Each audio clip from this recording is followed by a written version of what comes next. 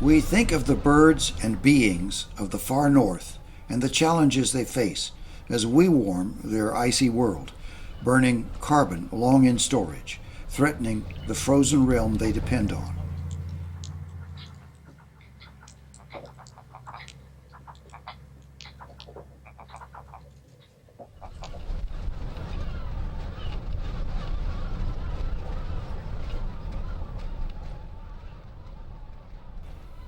Many of the polar people are familiar faces to us, icons of the endless miles of tundra and islands of ice. But there are some we scarcely know. The red knot is a sandpiper of the upper ends of the earth, the Arctic islands of Canada and Greenland. It breeds on the summer tundra, the heart of the Arctic, then journeys thousands of miles to winter near another frozen kingdom, Antarctica.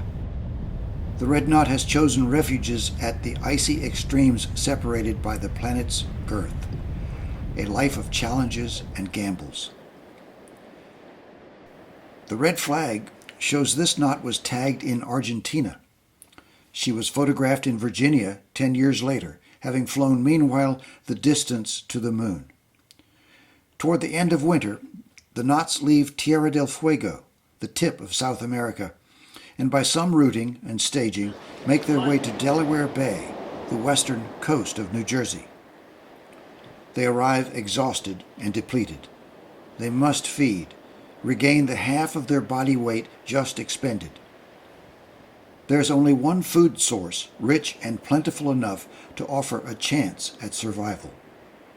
The Atlantic Horseshoe Crab comes from the Sargasso Sea to lay eggs by the Jersey marshes, each female with 80,000 eggs to be fertilized in the sand by the males clinging to her.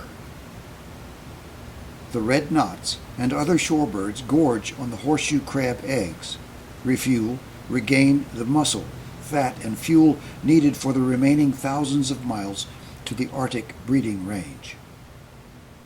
The navigation, weather, tides, moon, and luck must hold for this complex rendezvous of bird and crab to work.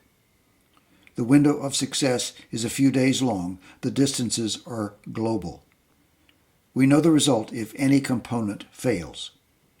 But the knots are not the only parties interested in the horseshoe crabs. Medical laboratories capture and bleed the living female crabs to use their unique blood for research. About a third die from the procedure, and some of the rest do not reproduce. Commercial fisheries use the crabs for bait.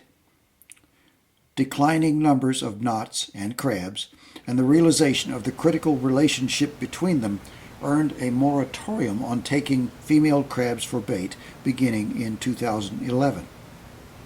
Knot numbers stabilized, if at a fraction of those a few decades ago. The date on this footage is May 20th, 1986, a year when 60 to 70,000 knots fed on the Delaware Bay crab eggs. In 2020, 7,000 showed up.